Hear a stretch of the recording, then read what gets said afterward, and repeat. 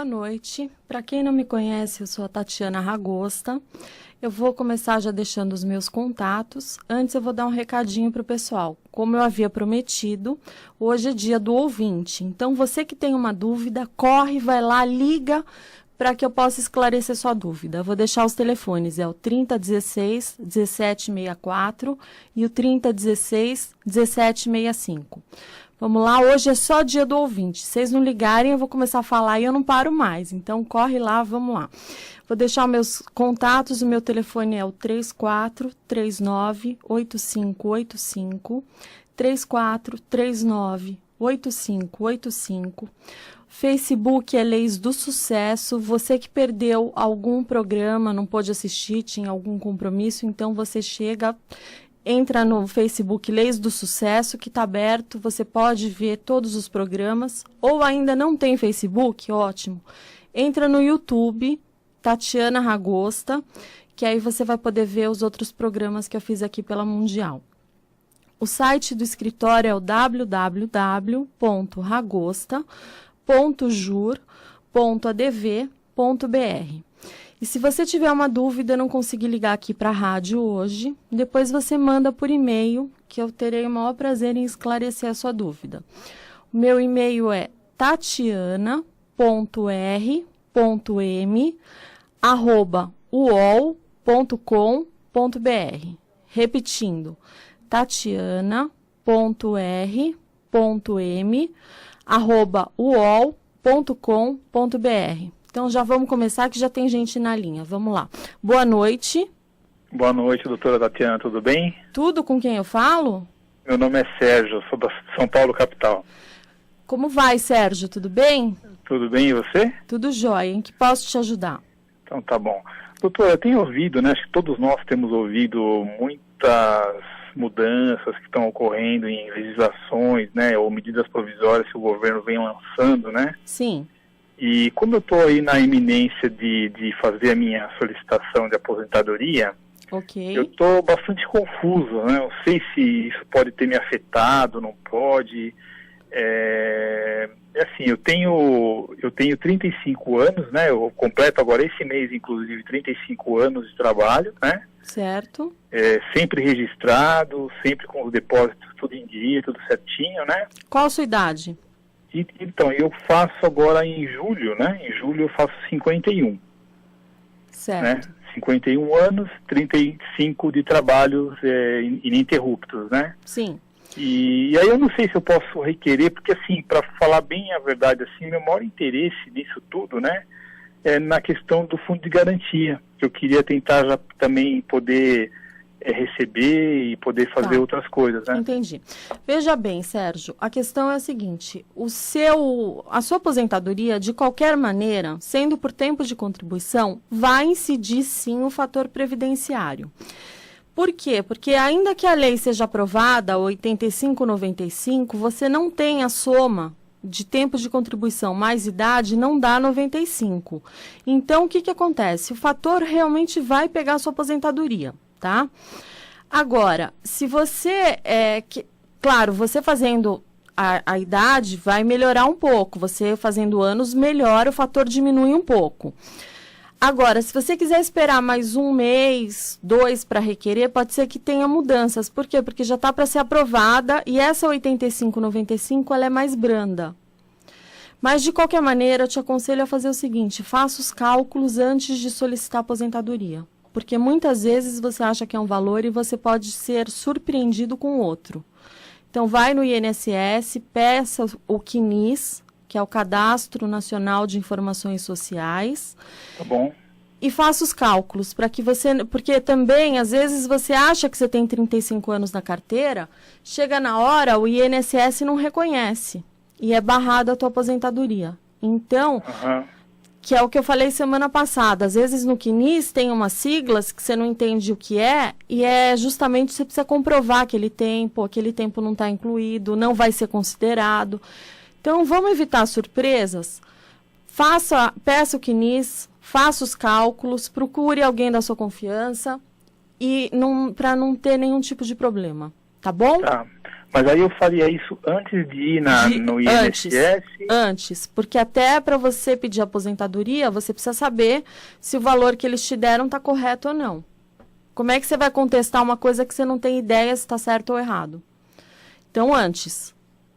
Tá, mas o CNIS eu só consigo lá, né? Indo no INSS. Só lá, ou se você tiver a CAD de senha, você entra pela internet e puxa.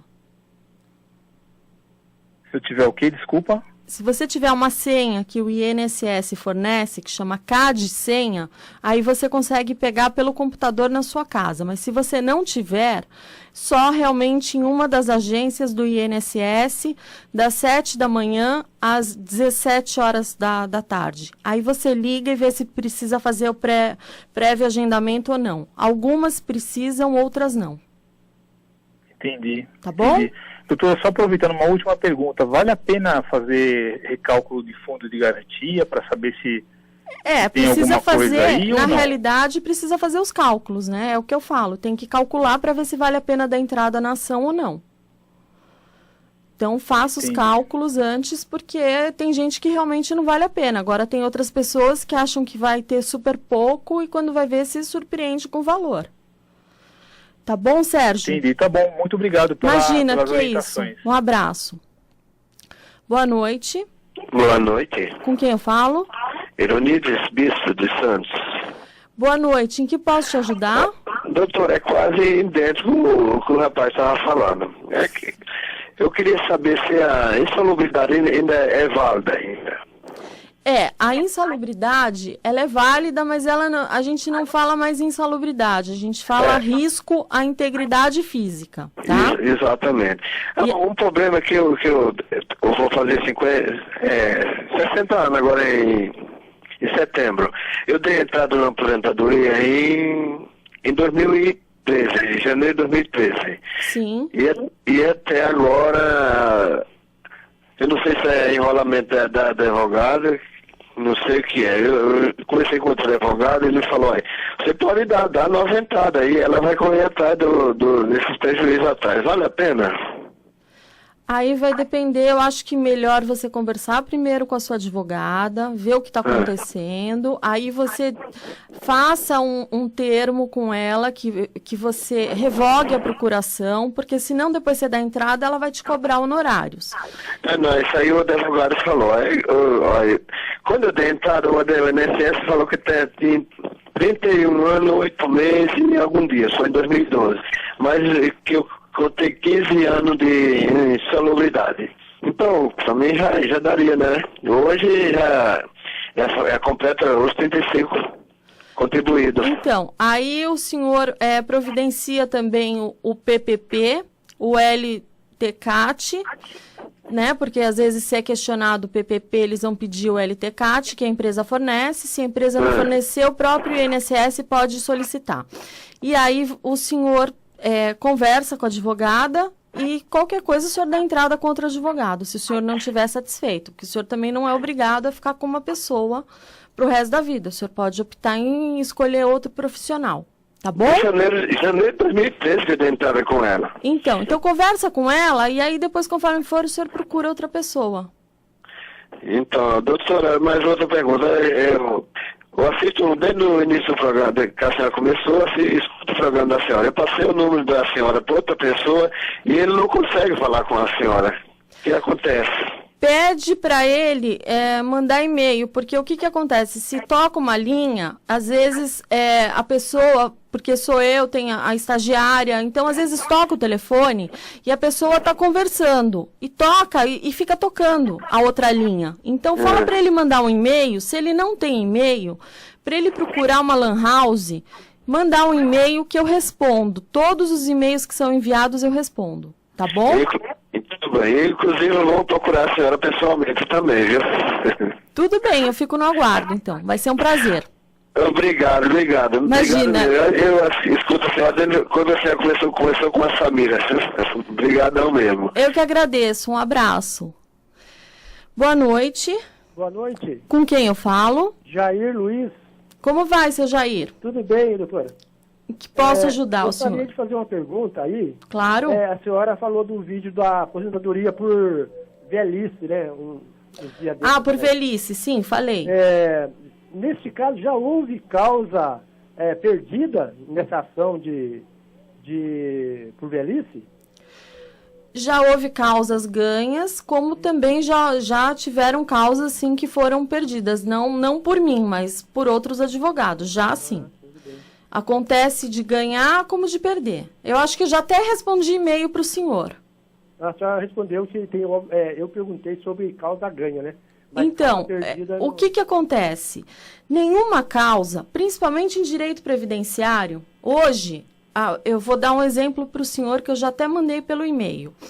Há 5 anos atrás, a revisão pelo teto era uma causa perdida, tá? Hoje é uma causa praticamente ganha. A pessoa entra e já ganha a causa. Então, o que acontece? Em direito previdenciário, às vezes é perdida até certo ponto, tem uma reviravolta e começa a ser ganha. Então, teve uma época que o auxílio acidente era a um salário mínimo. Então, quem recebia menos pedia para ser equiparado. O STJ deu ganho de causa em muitas ações e, de repente, mudou a jurisprudência e começou a não dar mais ganho de causa. Então, seu Jair, como eu já falei para o senhor no e-mail, isso não depende.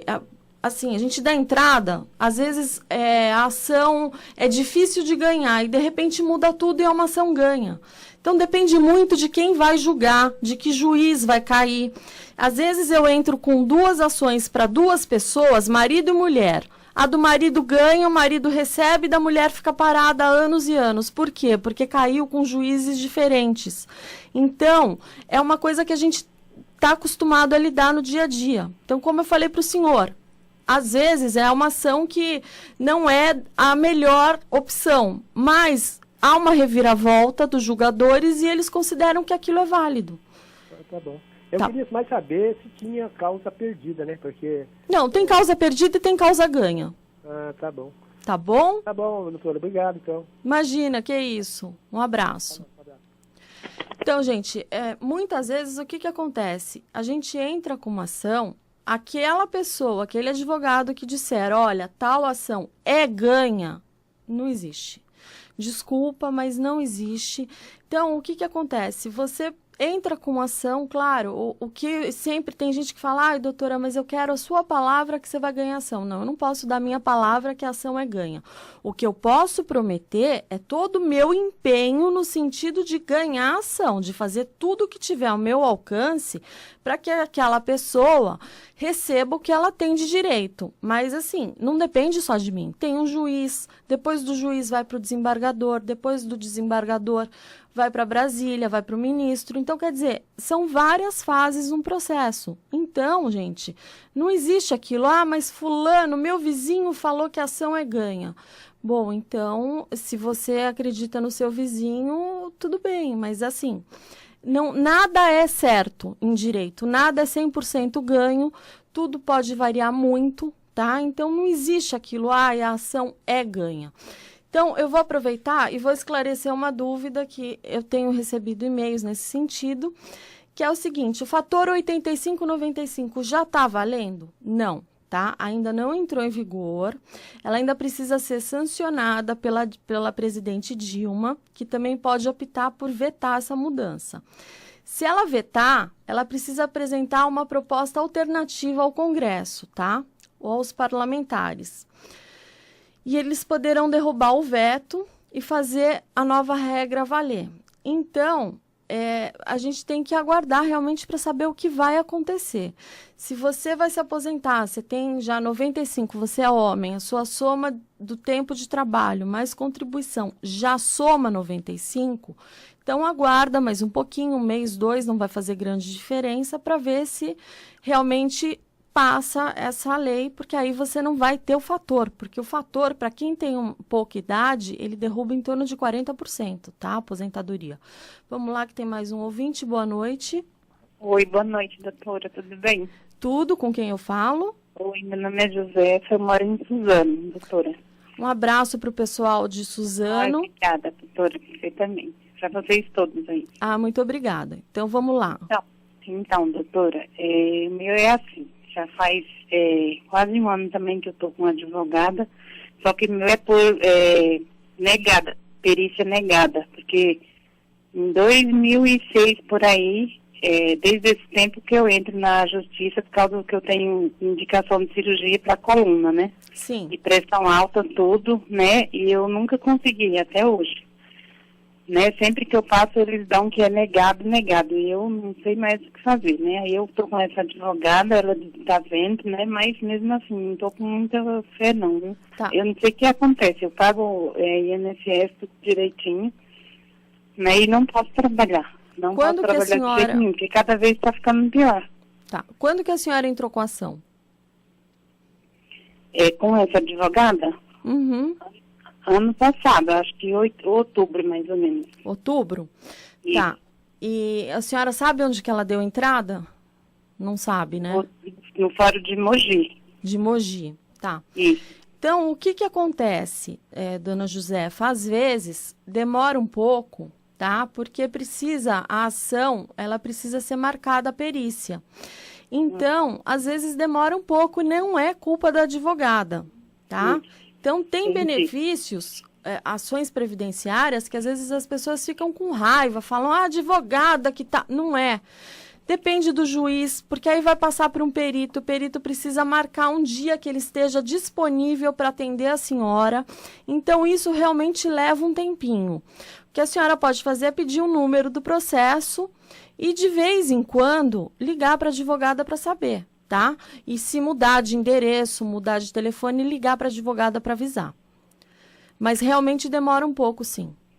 Tá, então, mas assim, não dá para saber assim se tem alguma chance ou não, né, doutora? Não, a senhora precisa passar na perícia, porque a senhora precisa passar na perícia e o processo precisa ser julgado, porque também o juiz, ele não está obrigado a seguir o que o perito fala, ele pode, ele vai, o que acontece? Ele não é médico, então o perito vai examinar a senhora e vai passar o que ele, perito, acha da senhora para o juiz. Mas o juiz também não é obrigado a seguir o que o perito falou, ele pode se basear, tá? Então, o perito, de repente, pode falar que a senhora está incapacitada e o juiz achar que faltou alguma Entendeu coisa. outra coisa, né? Pedir de nova perícia. Tem N alternativas, tá? Mas acompanhe o processo e qualquer dúvida nós estamos aqui à disposição, tá bom? Tá. Então, e se caso negar a perícia, eu posso entrar de novo, né? Não, aí tem que reabrir o processo, não pode ficar entrando... Com a advogada, né? A senhora tem que reabrir a ação, porque não dá para ficar entrando com a mesma ação várias vezes, porque aí vai aparentar que é má fé. A senhora reabre o processo, se a senhora piorar, dizendo, olha, houve uma piora na situação, e apresentando sempre os laudos médicos para comprovar, todo mundo que pede tem que comprovar o que está pedindo. Então, se a senhora juntar o laudo do médico, é melhor para comprovar o seu direito. Tá bom? Entendi. Ai, obrigada, doutora. Obrigada mesmo. Imagina. Um abraço. Boa noite. Boa noite. Boa noite. Com quem eu falo? É eu, Thalia, de Indaiatuba. Um abraço para o pessoal de Indaiatuba. Gosto muito da cidade. Vamos lá. O que eu posso ajudar a senhora?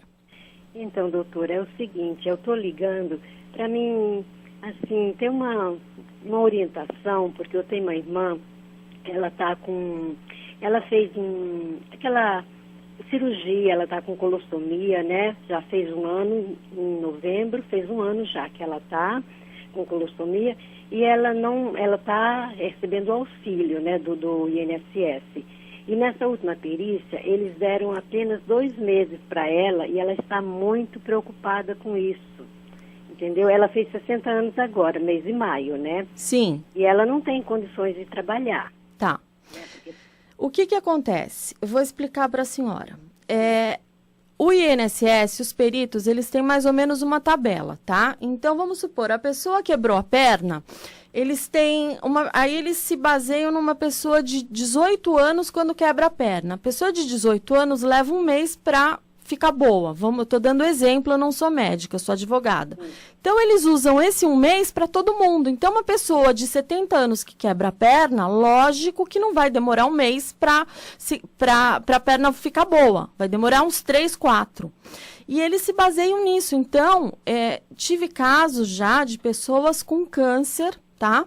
O câncer já havia até espalhado, a pessoa com bolsa de colostomia e tudo mais. E o que aconteceu? Benefício negado. Então, eu aconselho para sua irmã, porque, primeiro, é uma judiação ela ter que ficar indo direto no posto do INSS, se sujeitar à perícia a cada 2, 3 meses. Então, o que ela pode fazer? Ela pode entrar com uma ação de manutenção do auxílio-doença com pedido acumulada com pedido já de aposentadoria por invalidez. Quer dizer, não corte o meu auxílio-doença até o juiz analisar se realmente o perito analisar se eu já posso me aposentar por invalidez.